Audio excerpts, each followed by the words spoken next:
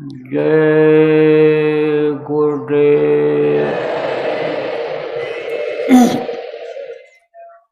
सर्वसमर्थ सर्वत्र अस्मरणीय दाता दयाल दीन बंधु कृपानिधान परम पूज्य गुरु जी महाराज, उपस्थित साधक, सत्संगी, नामदानी, धर्म प्रेमी बच्चियों एवं बच्चियों, आज 17 दिसंबर 2025 मध्याह्न बेला आश्रम उज्जैन में त्रयोदशी के मासिक भंडारे के दिन अपने लोगों को जो इकट्ठा होकर धर्म कर्म की सत्संग की दो बातों को सुनने के लिए, कहने के लिए ये जो अवसर मिल रहा है, इसमें बहुत बड़ी दया गुरु महाराज की, उस प्रभु की हमारे और आपके ऊपर हुई है। क्योंकि बगैर दया के ये अवसर नहीं मिलता है। बगैर दया के ऐसे जगहों पर लोग पहुंच नहीं पाते हैं कि जहाँ सत्संग होता हो। सत्संग कम होता है, कथा भागवत प्रवचन तो ज़्यादा होते हैं, लेकिन सत्संग कम होता है। इसीलिए जब लोगों को सत्संग नहीं मिल पाता है तो जानकारी नहीं मिल पाती है और इसी भवसागर में डूबते उतराते रहते हैं, दुख झेलते रहते हैं, परेशानियों का मुकाबला करते रहते हैं, दरिद्रता रहती है, खाने पहनने की दिक्कत, समस्याएं आती रहती हैं, कोई न कोई दिक्कत परेशानी बराबर लोगों को बनी रहती है। क्योंकि ज्ञान नहीं हो पाता, विवेक नहीं जग पाता है। बिन सत्संग विवेक न हुई, वो स्वामी जी महाराज ने कहा है। और जब सत्संग मिल जाता है तब हर तरह की जानकारी हो जाती है, संशय भ्रम भी सब निकल जाते हैं। कौन सा संशय भ्रम? जैसे देखो इस समय पर बहुत से मतांतर हो गए। इस धार्मिक देश में, भारत में ही देखो, बहुत से धर्म हो गए। 4 धर्म शुरू में था, हिंदू धर्म, मुसलमान धर्म, सिख धर्म, ईसाई धर्म, लेकिन अब एक एक धर्म में बहुत सी शाखाएं हो गई। उसी में आदमी उलझ जा रहा है। किताबों को पढ़ता है, किसी ने अपने मन से छाप दिया लिख करके, किसी ने महात्माओं की बातों को तोड़ मरोड़ करके लिखा, इधर का उधर लिख दिया, उसी में लोग भ्रम में पड़ जाते हैं। इसीलिए तो कहा गया ना कि 2.5 अक्षर प्रेम ते पढ़े सो पंडित होए, पोथी पढ़ पर जग मुआ पंडित भयानक हो। किताबों में जो लिखा है उससे कोई विद्वान नहीं हो सकता है, ब्रह्म को नहीं पा सकता है, उसको विप्र नहीं हो सकता है वो कि जो गुणातीत हो जाए। तो 2.5 अक्षर प्रेम पे पढ़े सो पंडित हो। 2.5 अक्षर क्या है? 2.5 अक्षर शाह शब्द आवाज़ जो होती है। तो जब उसकी जानकारी हो जाती है, वो नाम मिल जाता है कि शब्द प्रकट कैसे होगा, अंतर में शब्द सुनाई कैसे पड़ेगा, तब अनिसंदेह संशय भ्रम भी खत्म हो जाते हैं। नहीं तो संशय भ्रम में पड़ जाते हैं। एक आदमी ने मेरे से ही कहा, और पहले की बात है, कि इस किताब में ये लिखा है, इसमें ये लिखा है, या ऐसा कहते हैं। अरे हमने कहा तुम ऐसे उलझे रह जाओगे, तर्क वितर्क करते रह जाओगे, बुद्धि की पहलवानी करते रह जाओगे और तुम्हारा जीवन निकल जाएगा। तुम क्यों नहीं पढ़ते हो ये जो अनिसंदो के नाम के बारे में लिखा है, महात्माओं ने, महापुरुषों ने, सदगुरु के बारे में लिखा है कि वहाँ नाम मिलेगा, वो ध्वन्यात्मक नाम को क्यों नहीं लेकर पकड़ करके चलते हो उसको? तो ऐसे वो लोग रह जाते हैं। तो कहा ना, जब बहुकाल कीन सत्संगा तब भयो मोह भ्रम भंगा। तो जब यानी सत्संग खत्म होता है, तब यह दुनिया, सत्संग जब मिलता है तब आप ये समझो कि यह मोह खत्म होता है। ये लोभ काम जो है, ये 5 भूत जो परेशान करते हैं, इनमें कमी आती है। तो सत्संग बहुत ज़रूरी बताया गया है। सत्संग एक जल है। सत्संग जब मिलता है तब महिलाई करती है। और सत्संग कहते किसको हैं? सत्संग किसको कहते हैं? सो भी जान ले सतलोक सतपुरुष का जहाँ कीर्तन हो, जहाँ पर सतपुरुष है, सत्य है, जहाँ असत्य नहीं है, झूठ नहीं है, जो सच है। बाकी यह दुनिया झूठी है, दुनिया की जितनी चीज़ें झूठी हैं। जैसे झूठ आदमी के काम नहीं आता है, झूठ बोलने वाले का झूठ जब खुल जाता है तब उसकी इज्जत भी खत्म हो जाती है, प्रभाव खत्म हो जाता है। इसीलिए कहा जाता है भाई झूठ बराबर पाप, सच बराबर तप नहीं, झूठ बराबर पाप। पाप से बचना चाहिए, समझ लो आपकी झूठ नहीं बोलना चाहिए, तो वो सत्य है, वो झूठा नहीं है। अब यह दुनिया की चीज़ें अपने काम आने वाली नहीं हैं। आप कहोगे भाई काम तो आ रही है हमारे, पानी पी रहा हूँ, यहाँ नदी में स्नान कर रहा हूँ, फल फूल खा रहा हूँ, अनाज उपजा रहा हूँ, रोटी मिल रही है खाने को, ये सब तो दुनिया में ही है। लेकिन प्रेमियों, एक समय ऐसा आता है कि जब आँख ये बंद हो जाती है फिर खुलती ही नहीं। अभी तो आप आँख खोल लेते हो और बंद कर लेते हो, और रात को बंद करते हो तो बहुत देर तक बंद रहती है, तो रात को बंद कर लेते हो, सुबह फिर खुल जाती है, आँखें खोल लेते हो, होश जब आता है तब खुल जाती है, आँख खोल देते हो। लेकिन एक समय ऐसा आएगा कि जब होश नहीं रहेगा, आँख जब बंद हो जाएगी, तब ये दुनिया अंधेरी हो जाएगी, तब दुनिया में आदमी का कुछ नहीं रह जाएगा। उस वक्त पर सारा धन दौलत, सारा ये पुत्र परिवार का जो रिश्ता है वो सब खत्म हो जाएगा। कोई चीज़ साथ न लाया हो न लेकर जाओगे, सब यहीं का यहीं छूट जाएगा। तो जब ऐसा समय आएगा, ऐसे समय में आप कुछ कर पाओगे? कुछ नहीं हो पाएगा। तो अब आप ये समझो कि अंधेरा हो जाएगा। तो आप ये समझो प्रेमियों कि सत्य का जब यानी समझो कि संग हो जाता है, सत्य के पास जब पहुंच जाता है आदमी, तब यह समझो अंधेरा और उजाला ये उसका कुछ नहीं कर पाता है। और अंधेरा में भी उजाला रहता है, अंधेरा में भी उजाला रहता है, और उजाला में भी अंधेरा हो जाता है। ऐसा होता है ना, तो उजाला में अंधेरा हो जाता है आपके, जैसे उजाला है और आंख बंद कर लो तो अंधेरा हो जाएगा। अभी आँख खोले हो तो आपको दिखाई पड़ रहा है उजाला है, और रात आएगी तब बंद हो जाएगी। लेकिन जब सत्य का संग हो जाता है तब रात को भी दिखाई पड़ता है, हर रात का पता नहीं चलता है। वो थे ना नानक साहब, तो नानक साहब बैठे हुए थे, रात को 12 बजा था, 12 बजा था, तो आप ये समझो कि यानी मौज में थे, आँख बंद किए हुए थे, और ऊपर यानी सत्य के पास पहुँचे हुए थे। उधर उजाला उजाला है, आँख बंद करने के बाद जब आँख अंदर की खुल जाती है तो उससे वो उजाला दिखाई पड़ता है। और नए आदमी आए हो कहोगे भाई अंदर की कौन आँख, ये 2 आँखें बाहर हैं और एक आँख अंदर जीवात्मा में है, तीसरी आँख जिसको कहा गया। तो वो जब खुल जाती है तो उजाला ही उजाला रहता है। नए आदमियों को जो आज आँख खोल करके उजाला देखने का बताऊँगा, वो है तीसरी आँख। तो उससे देख रहे थे तो बोले कि क्या देखो तेज धूप निकली हुई, क्या उजाला है। तो उनके बड़े लड़के भी वहीं बैठे थे, शिरचंद नाम था। बोले कहाँ पिताजी, उजाला कहाँ है? अंधेरा है, रात है। अरे बोले उजाला है। अरे पिताजी क्या हो गया है आपको, उजाला है कि अंधेरा है? रात को 12 बजा हुआ है। तो जब आवाज़ सुना बातचीत की तो उनके लक्ष्मी चंद उनके लड़के का नाम था, छोटे वाले का, वो भी उठ कर के आए। तब उनसे भी यही कहा देखो कितना बढ़िया सूरज निकला है, कितना बढ़िया उजाला है, धूप निकला हुआ है। बोले पिताजी उजाला नहीं है, अंधेरा है, रात है, अभी उजाला नहीं है। बोले है उजाला।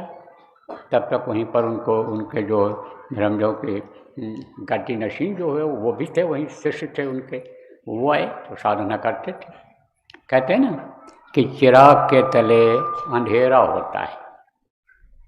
ये जो महापुरुष कुछ ऐसे हुए हैं, साधक ऐसे हुए हैं कि जिनका लेना देना था, कर्जा था, कैसा कर्जा, कर्म कर्जा जिसको कहते हैं, एक दूसरे के साथ अदा करना पड़ता है, तो उनका पारिवारिक जीवन रहा है।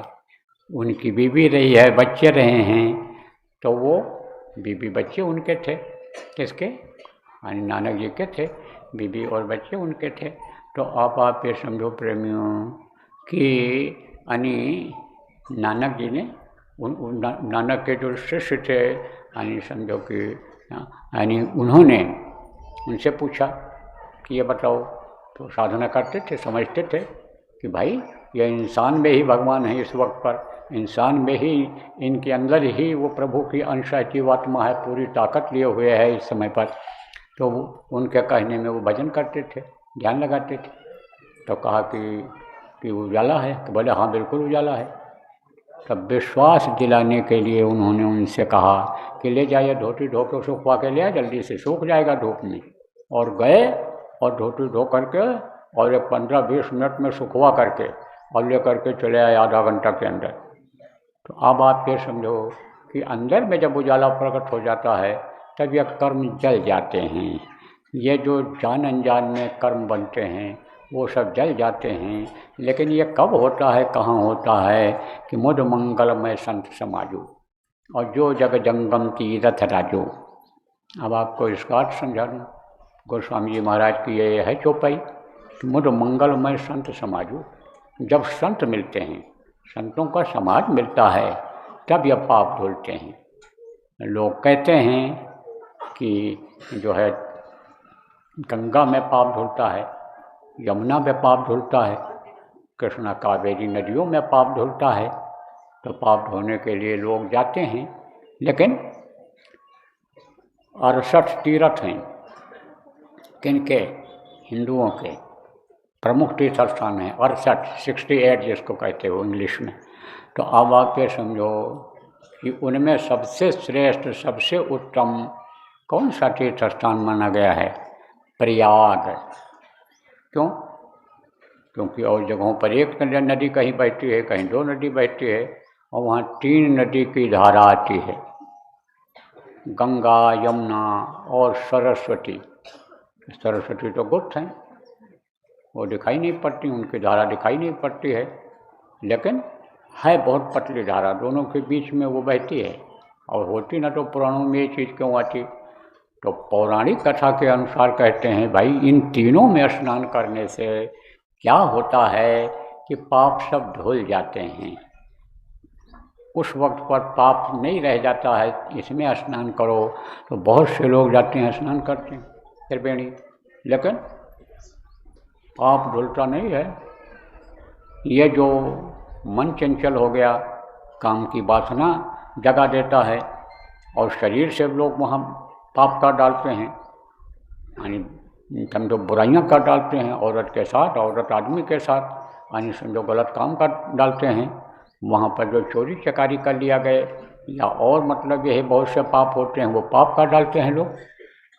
मौका रहता है, मौका रहता है तो फ्री रहते हैं, चाहे औरत हो, चाहे आदमी हो, चाहे जो हो, आज़ादी रहती है। विश्वास रहता है लोगों को कि हमारी लड़की जा रही है, कोई बात नहीं, औरत जा रही दर्शन करने, सत्संग सुनने, इसने उसने, और उसी में गड़बड़ हो जा रहा है। आजकल ज़्यादा होता है, धार्मिक स्थानों पर ज़्यादा आजकल होता है। तो कहा तीर्थ गए 4 जना, चित्त चंचल मन चोर, और एको पाप नशे नहीं, और लाद लिया 10 और, एक भी पाप खत्म नहीं हुई, और 10 और लाद लेते हैं, तो कर्म भारी हो जाता है, तो उसकी सज़ा मिलने लगती है। तो अब आप ये समझो प्रेम, जब संत मिल जाते हैं और संतों का सत्संग मिल जाता है, और वो जब बता देते हैं कि अंदर की धारा में नहाओगे, अंदर में गंगा यमुना सरस्वती की धारा है, उसमें जब नहाओगे, स्नान करोगे, तब आप ये समझो ये पाप धुलेंगे, ये कर्म धुलेंगे। तब कहोगे अंदर कहाँ है, बहुत समझा दें आपको। देखो ये बाईं तरफ जो श्वास निकलता है, ये ऐसे श्वास लेते हो ना, और श्वास निकलता है, जिसको चंद्र नाड़ी कही गई है, और दाहिनी तरफ है एक, दाहिने नाक से आप हवा खींचते हो और गर्म हवा निकालते हो, तो इसको सूर्य नाड़ी कहा गया है। तो आप ये समझो प्रेमियों कि नाड़ियाँ हैं ये, इंगड़ा, पिंगड़ा, सुषमना और 3 ये नाड़ियाँ प्रमुख नाड़ियाँ हैं। और वैसे तो आप ये समझो 72,000 नाड़ियाँ हैं, सब मिला करके पतली सब हैं, लेकिन सब इससे यानी चलायमान हैं, 3 प्रमुख नाड़ियों से चलायमान हैं। आप जो बाएं हाथ बाएं नाक से जो हवा लेते हो और निकालते हो, बाईं नाड़ी जो है, बायां नाक जो है, इसको यमुना बताया गया है, और दाहिने वाले सांस दाहिने वाले नाक को गंगा बताया गया है। और सरस्वती यह कहाँ पर है? सरस्वती की धारा यहाँ से है, यहाँ ब्रह्मांड जिसको कहा गया, सबसे ऊपर जो जीवात्मा से जुड़ी हुई है वहाँ पर है। तो जब ये तीनों धाराएं मिलती हैं, तो जैसे तीनों धारा प्रयाग में मिलती है, तब कहते हो ये त्रिवेणी बना, ये यहाँ स्नान करना चाहिए, धारा में स्नान करने से मुक्ति मोक्ष मिलेगा, पाप धुलेंगे। उसी तरह से जब ये जीवात्मा वहाँ पहुँचती है जो पूरे शरीर में फैली हुई है, जब इसको इधर से हटा करके खींच करके ऊपर लाते हैं और वहाँ जब ये पहुँचती है, तब वो त्रिवेणी में स्नान करती है, तब इसके पाप धुलते हैं, तब इसकी गंदगी साफ होती है। और जब गंदगी साफ हो जाती है, तब ये मंदिर में जाने लायक होते हैं। कौन से मंदिर में? उस प्रभु का स्थान को मंदिर बताया गया। यही घट भीतर 7 समुंदर, यही ममल में नहाओ, ये इसको नहाने को 7 समुंदर बताया कबीर साहब ने। आप ये समझो उसके पास यानी पहुँचते हैं। और मंदिर मानो मंदिर को कहा गया, मानो मंदिर में कहा ना गुरु महाराज ने, हो जरी पिया निज घट में, पिया इस घट में मिलता है, शरीर को बाहर का मंदिर और अंदर में उसका मंदिर। तो वहाँ पहुँचते हैं तब दर्शन होता है। जैसे स्नान करने के बाद तीर्थ स्थानों पर लोग जाते हैं दर्शन के लिए, फिर तो आप बहुत से लोगों को दर्शन करने के लिए अंतर में पाप को धोने के लिए तरीका बता दिया गया है, नामदान दे दिया गया है, नाम की कमाई करने के लिए बताया गया है, ध्यान लगाने के लिए, भजन करने के लिए बताया गया है। बराबर करोगे जब, तब अंतर में पाप धुलेगा, दर्शन होगा। और जो लोग नए आए हो, आज आपको बताया जाएगा, आज आपको बताया जाएगा तरीका ये, आज आपको नाम दिया जाएगा। कौन सा नाम? वो नाम कि जो ये मुँह से लेने वाला नाम नहीं है। देखो प्रभु, उस परमात्मा का नाम है, भगवान जिनको कहते हो उनका नाम है। बल्कि यूँ कहो तो वो अनाम है, लेकिन किसी न किसी नाम से पुकारते हैं उनको लोग, तो वो नाम परमात्मा का है, प्रभु का है। वो अविनाशी हैं, आप ये समझो कभी नाश होने वाले नहीं हैं। वो कभी भी छोटे बड़े पानी जैसे लोग पैदा हो जाते हैं, कोई आदमी छोटा रहता है, कोई बड़ा हो जाता है, ऐसे नहीं है। कोई पेड़ पौधा छोटा रहता है, बड़ा हो जाता है, ये सब कुछ नहीं। वो एक जैसे हैं, एक ही जैसे हैं। और यहाँ जन्म नहीं लेते हैं, वो न जन्मते हैं न मरते हैं, वैसे कोई से बने हुए हैं। यहाँ धरती पर नहीं आते हैं, मनुष्य शरीर में नहीं आते हैं। जानकारों ने, महात्माओं ने कहा है ना, संतों ने, कि साहब सबका बाप है। कबीर साहब ने उनको साहब कहा है, किसी ने अकाल पुरुष कहा है, हम उनको जय गुरुदेव कहते हैं, क्योंकि वो गुरु नाम में समाये हुए, उनकी शक्ति इसमें भरी हुई, इसीलिए गुरु हमेशा इस धरती पर रहे हैं। और जय नाम गुरु महाराज ने आगे लगाया और देव लगाया, बीच में गुरु ही रखा है। तो वो जन्म नहीं लेते हैं, मनुष्य शरीर में नहीं आते हैं। और जो मनुष्य शरीर में आते हैं वो साहब, उन्होंने नहीं कहा कि यह साहब हैं, साहब उनको कहा है किसको? जो जन्म मरण से परे हैं, दूर हैं। तो कहा साहब सबका बाप है, बेटा कहू का नाम, और बेटा होकर जो जन्मे सो तो साहब ने कहा, बेटा होकर जो जन्मा वो साहब नहीं हो सकता। साहब की शक्ति तो आ जाती है, ताकत तो उसमें आ जाती है, लेकिन वो उनके जैसा यहाँ धरती पर नहीं बन सकता है। तो साहब सबका बाप है, सबका बाप। और जो मनुष्य शरीर में आते हैं और ऊपर से शक्ति उनको मिलती है, किसी भी लोक की रहती हो, तो वो जो नाम बताते हैं या उनके शरीर का जो नाम होता है, वो यह ध्वन्यात्मक नाम नहीं है। यह नाम नहीं है कि जिससे कलयुग में बहुत सागर से पार हो जाएंगे, वो नाम ये नहीं है। वो नाम नहीं है कि नाम लिया तो बहुत सिंधु सुखाएं, बहुत सागर सूख जाए, निकल जाओ आराम से। वो नाम ये नहीं है, ये अलग नाम है। यह है 5 नाम और अलग अलग नाम है, लेकिन इनका रूप दिखाई पड़ता है और जिनका नाम होता है उनका रूप होता है। जैसे आपका नाम है और आपका रूप ये चेहरा है और आपका स्थान है, ऐसे इनका भी है। इनका स्थान है, इनका नाम है, इनका रूप है और इनकी आवाज़ भी है। तो इस वक्त पर ये 5 हैं और सबसे ऊपर जो हैं वो सबके बास हैं। सबसे बड़े, जैसे किसी के 4 बेटे हों और बाप अलग हो, या 4 भाई हों तो बड़ा भाई अलग है। आप समझने के लिए सब बता रहा हूँ आपको। तो वो अलग हैं। तो वो नाम जो बताया जा रहा है उसको याद करने से, जपने से आप ये समझो कि दुख दूर होता है, संकट से मुक्ति मिलती है, धन पुत्र परिवार में बढ़ोतरी होती है। आदमी अभ्यास अगर बराबर करता रहे, ध्यान लगाता रहे, भजन करता रहे, सूरत जीवात्मा जिसको कहा गया है शरीर से निकलती रहे, ऊपरी लोकों में घूमती रहे, तो वो दीर्घ आयु होता है। दीर्घायु किसको कहते हैं? बहुत दिन जिंदा रहता है, काफ़ी दिन तक जिंदा रहता है। 100 साल से ऊपर के उम्र तक हमारे गुरु महाराज ही जिंदा रहे। तो अब आप क्या समझो कि वो नाम होता है। तो नाम आपको मिलेगा। जो नए लोग आए, पुराने लोगों को याद कराया जाएगा जो भूल भाल गए हो। असली चीज़ वही है, जब उसको पाओगे उजाला होगा, तब आप फिर समझो अंधेरे से ऊपर जा पाओगे। जिसके लिए गोस्वामी जी महाराज ने कहा, राम नाम मणि दीप धर जी ही देहरे द्वार। और स्वामी भीतर बाहर जो चाहे सुझाए। तब चाहे बाहर का देखो तो उजाला है, अंदर का देखो तो उजाला है। जैसे दीपक होता है ऐसे ऊपर रख देते हैं तो चारों तरफ घर में उजाला हो जाता है। इसी तरह से हो जाए। तो ये नाम इस वक्त पर बड़े मुश्किल से मिलता है। जब भाग्य जगता है, जब संस्कार जगते हैं, जब उस प्रभु की कृपा होती है, तब यह नाम मिलता है। और नाम नहीं मिला और नाम का जाप नहीं किया, नाम की कमाई नहीं किया, सुमिरन ध्यान भजन नहीं किया, तो यह जीवन बेकार चला जाता है। और लौट लौट 84 आया, लौट लौट करके इसी 84 लाख योनियों में सजा भोगने के लिए आना पड़ता है। तो प्रेमियों, अब आप ये समझो जो नए लोग आए हो, यह मनुष्य शरीर जो है हमारे आपके पास, यह हमेशा नहीं रहेगा, ये छूट जाएगा। इसको खाली करना पड़ेगा।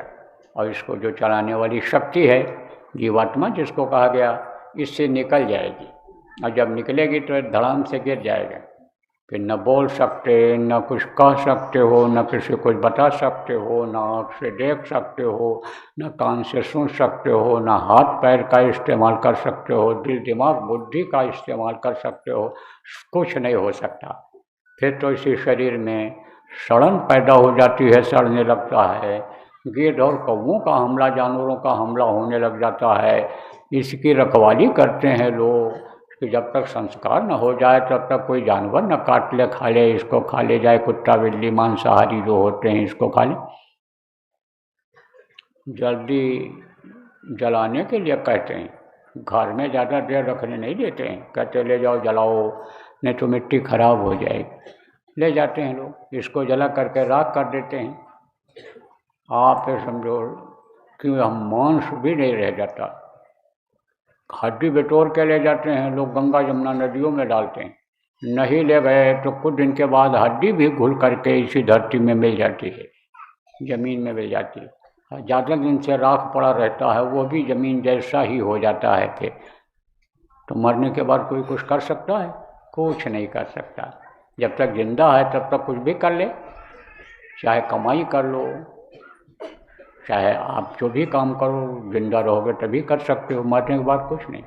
भजन भाव भक्ति भी होती है, वो भी जिंदा रहने पर ही हो पाती है। अब जिंदगी का कोई इसमें भरोसा नहीं है कि कब कहाँ समय पूरा हो जाए और धड़ाम से शरीर गिर जाए। श्वासों की पूंजी कब खत्म हो जाए, हवा यह कब निकल जाए। यह श्वास क्या है? हवा ही तो है। ऐसे नाक से खींचो तो हवा खींचोगे, नाक से निकालोगे तो हवा निकालोगे। मुँह से सांस लोगे हवा खींचोगे, मुँह से ऐसे निकालोगे तो गर्म हवा निकालोगे, तो हवा से ही शरीर चलता है। और हवा जैसे साइकिल की निकल जाती है, मोटरसाइकिल की, गाड़ी की निकल जाती है तो गाड़ी खड़ी हो जाती है, मोटरसाइकिल खड़ा हो जाता है। ऐसे ही यह शरीर एक ही जगह रुक जाएगा, फिर कुछ नहीं हो सकता। सारे अंग एक जगह पर रुक जाएंगे, एक ही जगह स्थिर हो जाएंगे। तो जब तक श्वास है तब तक अपना काम बना लो। या दुनिया का काम जो करने में लगे हुए हो, आपको बताया कि यह काम आपके साथ नहीं जाएगा, ये काम आपको कर्मों के अनुसार जो नरक और 84 में जाना है उससे बचा नहीं पाएगा। ये बचा नहीं सकता है। इसलिए ये अपना काम नहीं है। जो भी घर बनाओ, जो भी मकान बनाओ, जो भी रुपया पैसा इकट्ठा करो, जो भी नाम कमाओ, आगे आने वाले बच्चों के भले वो काम आ जाए, लेकिन आपके लिए कोई ज़रूरी नहीं है कि काम ही आएगा। ये काम आपके नहीं आ सकता है। आपके साथ क्या जाएगा, यही भजन तेरे संग चलेगा, पावेगा आराम। वो जो नाम आज बताऊंगा वो आपका साथ देगा। जो सुमिरन करना बताऊंगा, ध्यान करना बताऊंगा, भजन करना बताऊंगा, वो आपका साथ देगा। यहाँ भी साथी रहेगा, हर मुसीबत में मददगार रहेगा, हर तकलीफ में आराम पहुँचाएगा, और समय छूटने के, ये शरीर छूटने के बाद भी मददगार होगा। तो देखो, यह है 5 नाम आपको बताया। इसका नाम लो, जिसका नाम लेते हैं उसके रूप को याद करते हैं। अब आप ये समझो कि उसको ध्यान कहते हैं। तो यह है 5 नाम। 5 नाम है, 5 रूप, 5 स्थान, 5 की आवाज़। वो मैं भी आपको रटाऊँगा, याद कराऊँगा। जितना भी आप याद कर सको याद कर लो, और जो न याद हो पावे उसका लिखा हुआ कागज यहीं पर अभी सत्संग के बाद मिल जाएगा। ना मिल पावे तो आप पुराने लोगों से पूछ करके लिख लेना, और जब याद हो जाए तब कागज़ को फाड़ करके कहीं सुनसान जगह पर फेंक देना। बताना मत किसी को। अगर आप बता दोगे तो उसका कोई फ़ायदा नहीं होगा, और अगर ये नाराज़ हो गए तो आपका नुकसान हो जाएगा। आप कहोगे बाबा आप तो बता रहे हो सबको, यहाँ कई हज़ार लोगों के बीच में आप सबको बता दे रहे हो। तो हमको हमारे गुरु महाराज का हुक्म हुआ था। गुरु महाराज है जिनकी तस्वीर लगी हुई है इधर, ये देखो इस मंदिर में। ये महात्मा थे, संत थे, ये बंदी छोर थे। बंदी छोर किसको कहते हैं? जो बंधन से मुक्त करा देता है, बंधन से छुटकारा दिला देता है, वो महान होता है, बड़ा होता है। खाने पीने का इंतज़ाम कोई भी कर सकता है। जैसे कोई जेल में बंद हो गया, अब कोई भी गया उनके खाने पीने का इंतज़ाम करवा दिया, वहाँ ले गया, कंबल दे दिया, ठंडी में ओढ़ने के लिए कपड़े दे दिया, पहनने के लिए खाने की व्यवस्था करवा दी, सब कुछ कर दिया। अपने धन दौलत से परमार्थी भाव रख करके कर दिया। लेकिन जो बंधन से छुटकारा दिला देता है, जेल से मुक्त करा देता है, नरक 84 छुटकारा करा देता है, वो महान कहलाता, बड़ा कहलाता है, पावरफुल कहलाता है वो। तो यह बंदी छोर होते हैं, कितनों को बंधन से मुक्त कर दिया। कर्मों का जो बंधन होता है वो जल्दी नहीं छूटता है। कर्म फांस छूटे नहीं। फांस माने बंधन। रस्सी को क्या कहते हैं? फांस कहते हैं, जिससे बांधा जाता है। तो कहा कि कर्म फांस छूटे नहीं। कहते करो उपाय, कितना भी उपाय करो, लेकिन यह कर्म के बंधन से छुटकारा नहीं पा सकते हो। छूटोगे कम। कर्म फांस छूटे नहीं, कहते करो उपाय। और सदगुरु मिले तो वो बड़े, नहीं तो बटका खाए। सदगुरु जब मिल जाते हैं तब बंधन को छुड़ा देते हैं, बंधन मुक्त हो जाता है, बंधन को काट देते हैं। तो ये हमारे गुरु महाराज पूरे सदगुरु थे, पूरे संत थे। कितने लोगों को बंधन से मुक्त कराया, अपने घर, अपने देश, अपने मालिक के पास पहुंचाया। और अंतर में ही यानी समझो कि पावर को प्रभु के यानी दिखा दिया लोगों के। पूरे घर में घर दिखलाओं, धुन सुबह 5 बतलाओं, 5 पुण्यात्मक नाम बता करके और उजाला प्रकट कर दिया, प्रभु का दर्शन करा दिया अंदर में बहुत से लोगों का। तो ये बंदी छोर होते हैं। तो जब ये मिल जाते हैं तब कर्म करते हैं। सतगुरु मिले तो वो बड़े, और नहीं तो बटका खाए। कर्म फांस छूटे नहीं, कहते करे उपाय। इसीलिए तो गुरु किया जाता है, समर्थ गुरु की खोज की जाती है।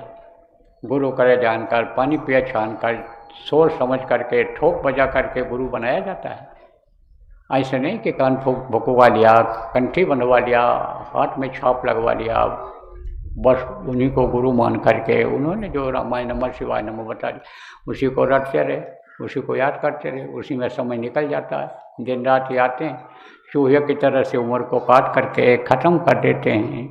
तो आपको मैं बता रहा था कि कर्मों का बड़ा जटिल विधान बना दिया। कर्म कैसे करते हैं? कर्म करते हैं नाम की कमाई करने से। तो प्रेमियों, आपको बताऊंगा भी, आप किसी को मत बताना। जिसको अधिकार होता है, गुरु महाराज ने हमको अधिकार दिया था नामदान देने का।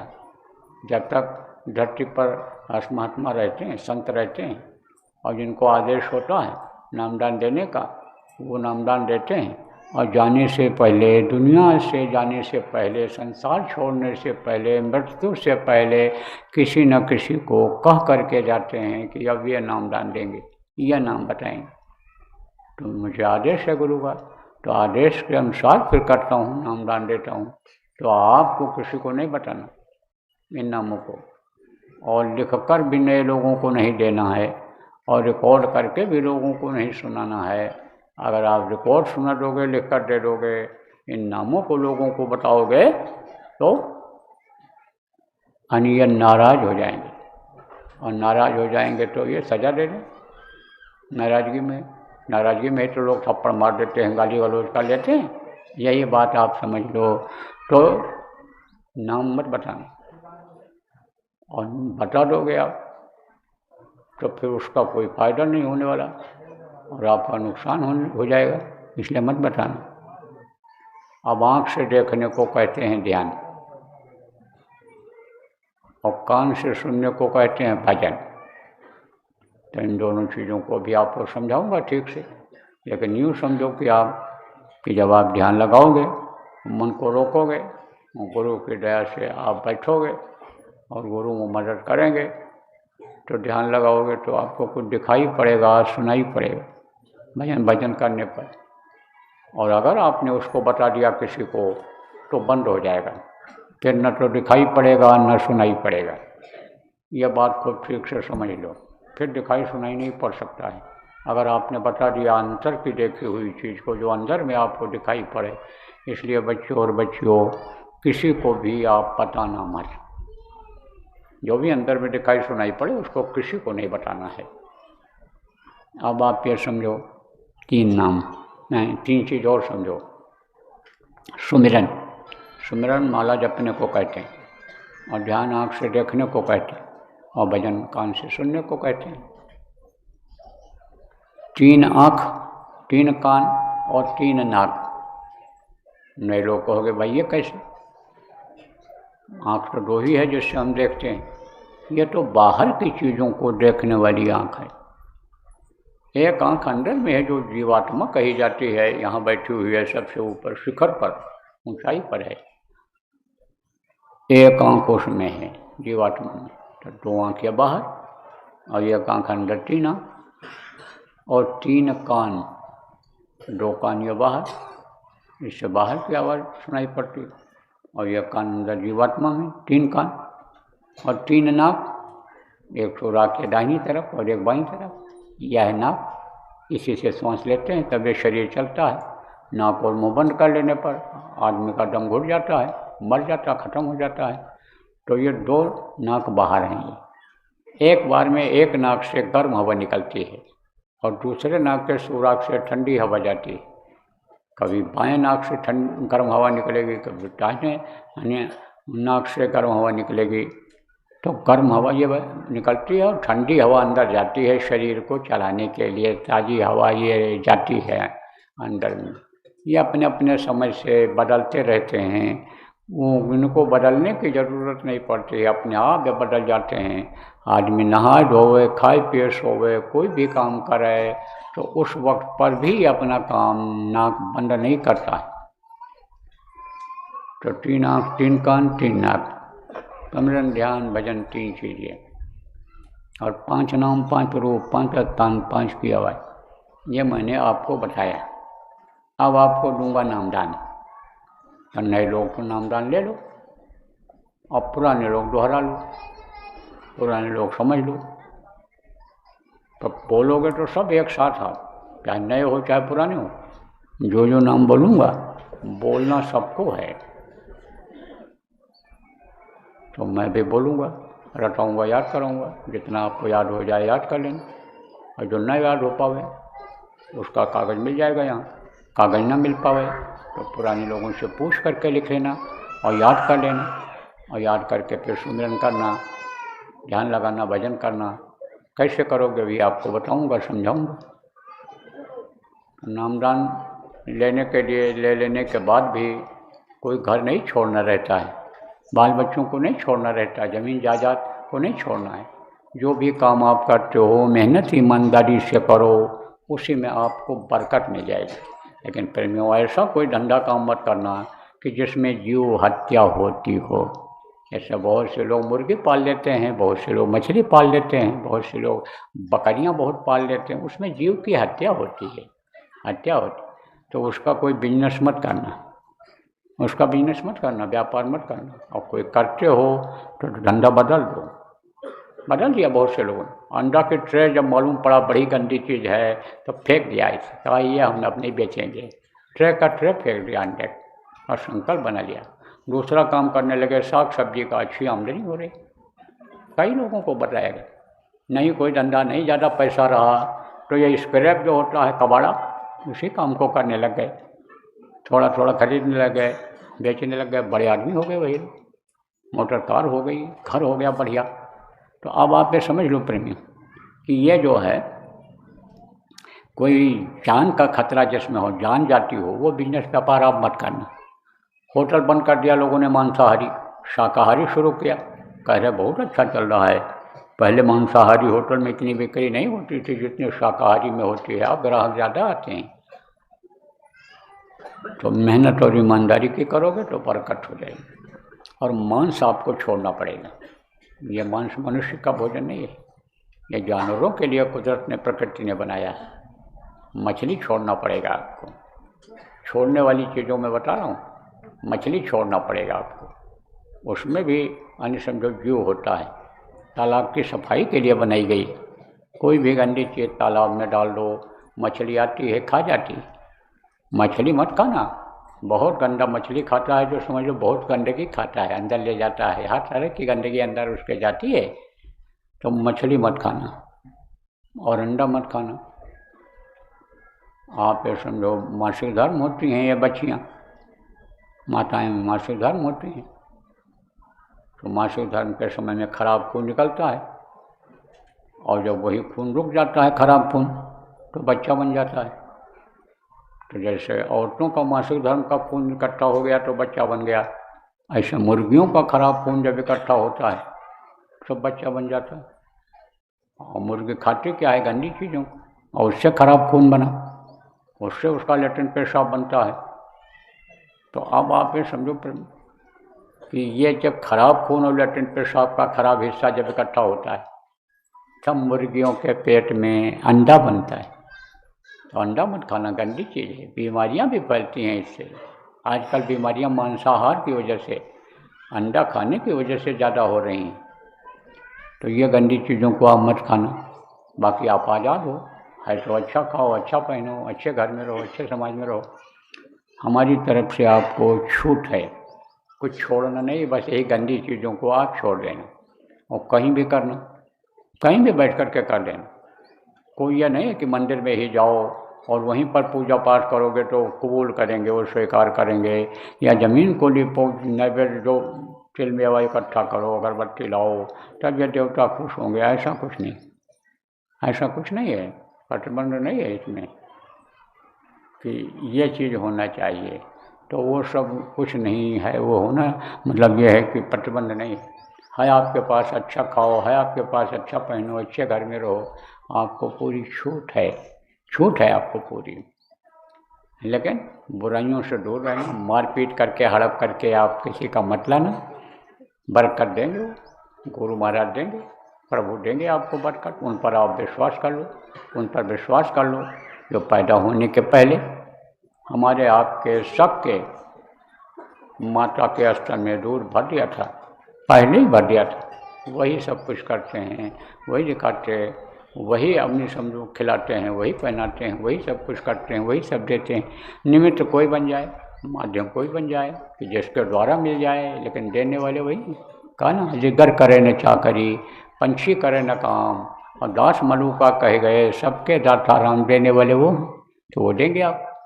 तो मांस मत खाना, मछली मत खाना, अंडा मत खाना, और व्यभिचार मत करना, दूसरे औरत के साथ गलत काम मत करना, बच्ची और दूसरे पुरुष के साथ बुरा कर्म मत करना। बाकी कोई बात नहीं है। अभ्यास जरूर करना, ध्यान और भजन जरूर करना। 24 घंटे में से 23 घंटा आप अपने काम के लिए निकाल लो, 3 घंटा कम से कम भजन पूरे 24 घंटा मिला करके जरूर कर लिया करना। तो अब आपको नामदान देता हूँ। बैठो, मारो पाछू, जो नाम बोलूँगा बोलना, और जब मैं बोलना बंद कर दूँगा इस कार्यक्रम का होगा समापन।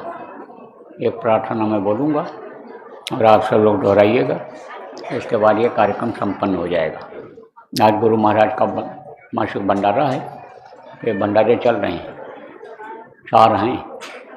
एक तो रोड के उस पार है जहाँ महिलाओं के ठहरने का इंतजाम है, और एक अपना पहले से जब से आश्रम बन तब से चल रहा है।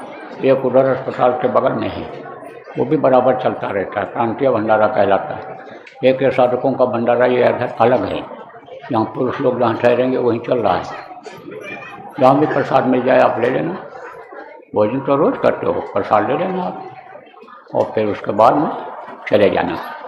जो साधना करने के हिसाब से आए हो वो लोग रुक जाना। लेकिन आपको फिर पता देता हूँ कि बुढ़े लोग नहीं रुकेंगे, और जो भी बीमार हैं, बैठ नहीं सकते, तकलीफ़ है, ठंडी में उनको और तकलीफ यहाँ हो जाएगी, वो लोग से चले जाओ आप। बच्चे लेकर जो आ गए हो, साधना भी करेंगे, बच्चे भी साथ रहेंगे, छोटे बच्चे जिनके पास हैं साथ में, उनको लेकर चले जाओ आप। जो जवान लड़कियां आ गई हैं और उनके घर का कोई नहीं है, अकेले चल पड़ी हो, आप लोग भी बच्चों चली जाओ, क्योंकि समय खराब है, और कब किसकी नीयत खराब हो जाए, क्या हो जाए, कुछ नहीं कहा जा सकता है। इसलिए आप लोग भी चली जाओ, घर पर करो। समझ लो साधना शिविर में ही बैठे हैं, जितना देर यहाँ साधना शिविर में बैठना है उतना देर वहाँ बैठो। तो दया के घाट पर बैठ जाओगे तो दयालु तो दीन बंधु नाम है उनका, दया करें। और एक चीज़ और बता दें आपको, आए दिन चिट्ठियाँ आती हैं, अपनी बात कहते हो आप लोग, हम सुनते सुनते परेशान हो जाते हैं, डांट फटकार भी लगा देते हैं, लेकिन कुछ नहीं। लड़का बिगड़ गया, लड़की बिगड़ गई, नहीं सुन रहे हैं, नहीं मान रहे हैं, शराब पीने लग गए, घर छोड़ के चले जाते, घर में खाते नहीं, तो किसकी वजह से हुआ? आपकी वजह से हुआ। गलती माता पिता की होती है, परिवार वालों की होती है। जब ज़्यादा प्यार दुलार जब मिल जाता है बच्चों को और आज़ादी मिल जाती है तब ये बिगड़ जाते हैं। इसलिए प्यार दुलार भी दो, और देखो कि कोई गलत रास्ते पर जा रहा है तो डांट दो, फटकार दो, समझा दो। शुरू में ही जब बिगड़ जाते हैं बहुत मुश्किल होता है, बहुत मुश्किल होता है। देखते हैं कि लड़का नहीं मान रहा है, हम नहीं चाहते शादी वहाँ हो, लड़की नहीं मान रही है इतनी शादी हो, तो भैया आप समय से क्यों नहीं कर देते हो लड़के लड़कियों की शादी? पढ़ाई लिखाई करने कमाने लग जाएं जब, तब उनका शादी ब्याह समय से कर दो। समझाते रहो, बताते रहो, कंट्रोल में रखो। घर से निकला है कोई, कहाँ जा रहा है, क्या कर रहा है, जवान लड़का जवान लड़की है तो उसका ध्यान रखो, निगरानी रखो। तो भैया हम अब किसी का कुछ सुनने वाले नहीं, हम खुद परेशान हो जाते हैं कि देखो हमने तो कोई बच्चा पैदा नहीं किया, शादी ब्याह किया नहीं, और हमसे ये परेशान, हमको परेशान कर रहे हैं। हम तो ऐसे परेशान हैं कि आप जो आध्यात्मिक दृष्टिकोण से सब बच्चे हो वो सब पार हो जाओ, इस दुनिया संसार से चले जाओ, और हमको परेशान करते हो आपको। तो भैया हाथ जोड़ते हैं आप लोगों से, सब जगह पर आप ये बात बता दो। जो लोग जिम्मेदार आए हो सब लोग सब जगह पर बात बता देना, ध्यान रखें सब लोग, बिगाड़ने न पावे। नशेखोरी बहुत बढ़ रही, बहुत नशे में हो जाते हैं बच्चे, क्या कर पाएंगे? स्वास्थ्य खराब कर लेते हैं गलत आदतों में। तो जब कमज़ोर हो गया शरीर तो क्या कर पाएंगे। तो इन सब चीज़ों का थोड़ा ध्यान रखो आप। तो बोलो जय गुरुदेव। मैं हर के नजर करो मेरी ओर, में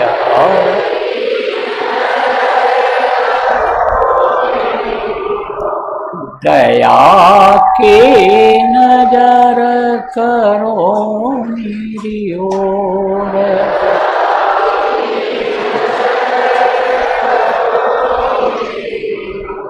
निश दिन तुम्हें निहारूं सतगुरु, निश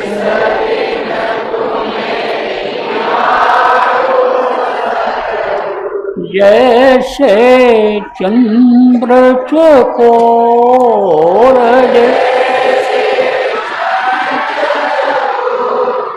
दया के नजर करो मेरी ओर।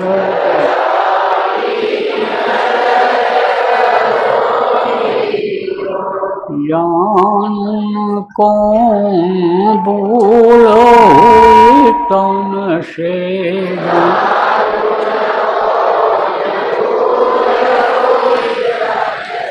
लियो हमसे मुख मोड़, दया के नजर करो मेरी ओर।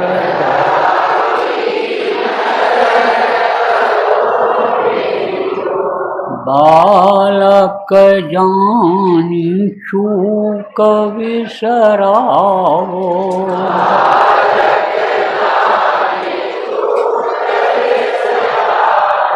आया शरण अब मैं तोर,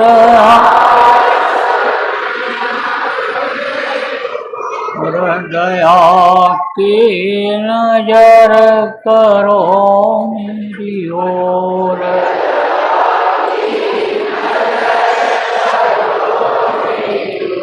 सदा दयालु स्वभाव तुम्हारा,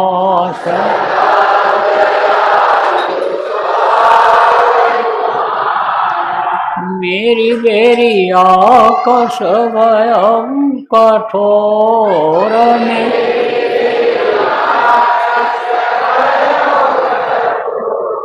दया के नजर करो मेरी ओर।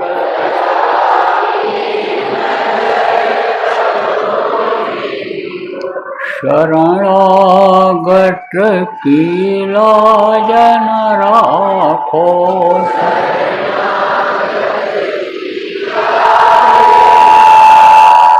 मूसो पतित अब जाए कहीं और,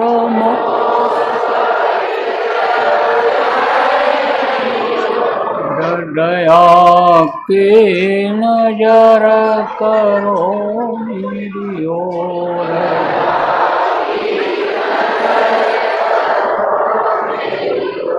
अब की बार उबार ले वजो,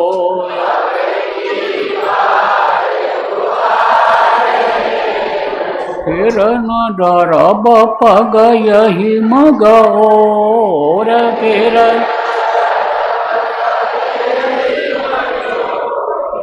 दया की नजर करो मेरी ओर।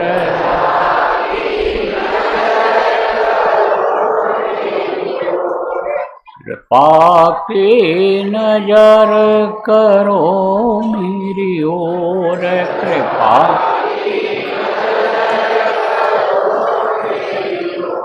जय गुरुदेव।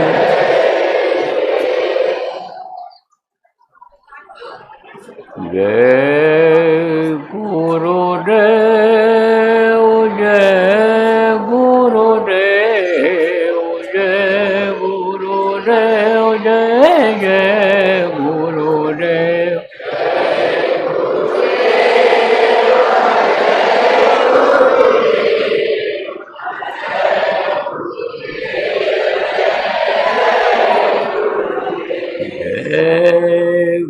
गुरुदेव जय गुरुदेव जय गुरुदेव जय जय गुरुदेव।